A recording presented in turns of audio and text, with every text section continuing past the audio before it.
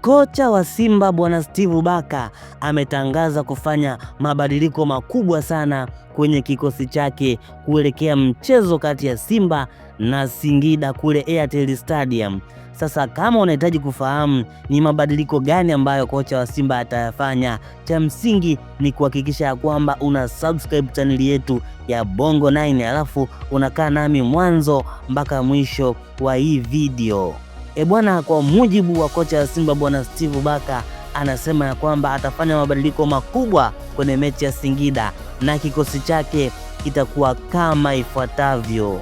Bwana, pale golini utakutana na kipa bora kabisa ambaye anaitwa Mamadou Tanja Kasali, kipa ambaye amekuwa akipangua michomo mingi sana.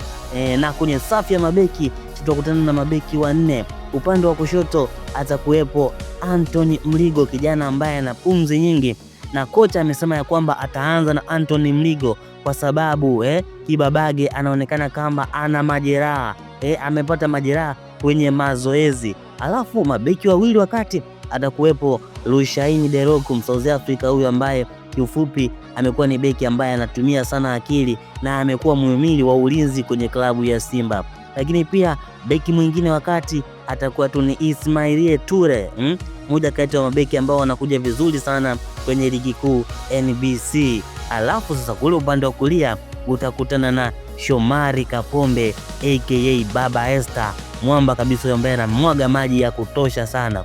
Alafu sasa kwenye safu ya kiungo utakutana na viungo watatu, kiungo mmoja mkabaji asilia na viungo wakati wawili. Wa kwanza kiungo mkabaji atakuwa ni Yusufu Kagoma ambaye pembeni yake atacheza na Alassane Maodo Kante, moja kati ya watu ambao wamekuwa wanapiga pasi vizuri sana.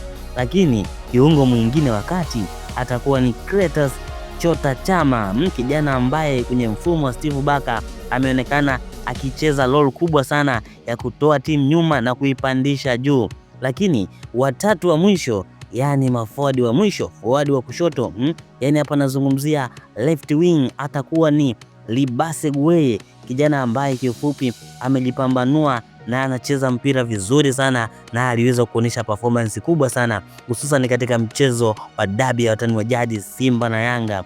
Lakini kule kulia atakuwepo Oura Futi aka Anicet Oura, mchezaji ambaye amekuja kuleta competition kubwa sana kule katika mitaa ya Msimbazi, na hivi sasa nimeanza kuamini wale watu waliokuwa wanasema kwamba Oura alikuwa anamweka benchi Pacome Zouzoua, mchezaji wa timu ya Yanga. Na mwisho basi kule juu tutakutana na force number 9 mjini, moja kati ya wachezaji ambao wamecheza vizuri sana eneo la katikati na eneo la juu ya la force number 9, Ino Loemba. Pale Ino Loemba amekuwa ni mchezaji ambaye amejipambanua kwa kujua kucheza mpira vizuri, akicheza nafasi ya force number 9, yani namba 9 ya uongo. Na hii ni mara baada ya Suleiman Mwalimu kuweza kupewa kadi ya njano na kufungiwa mechi 5, hivyo atakosa mechi 5. Sasa Mwalimu ikabidi aweze kubadilisha mfumo na kule mbele aweze kucheza Ino Loemba kama force number 9, na sababu yake atakuwa ni Baraka Mwangose ambaye huyu ataingia kama namba 9 asilia, na sababu zinaweza kawa ni Elia Mpanzu ambaye anaweza kuchukua nafasi ya Libase Gueye ama Anicet Oura, lakini pia sababu nyingine inaweza ikawa ni ya Maurice Abraham ambaye anaweza kuchukua nafasi ya Clatous Chota Chama. Bwana, hayo ndio mabadiliko ambayo kocha wa Simba bwana Steve Barker ameahidi kuyafanya kwenye mechi ya watani wa jadi. Kutokea mwanzo mpaka mwisho ulikuwa nami presenter wako wa kila siku Rich Mo. Kitu cha msingi kabla sijakuacha, ningependa kukukumbusha kusubscribe channel yetu ya Bongo 9, lakini pia kulike, kucomment na kushare na watu wengine ili na wao waweze kuiona video yetu. Bye bye, mpaka wakati mwingine.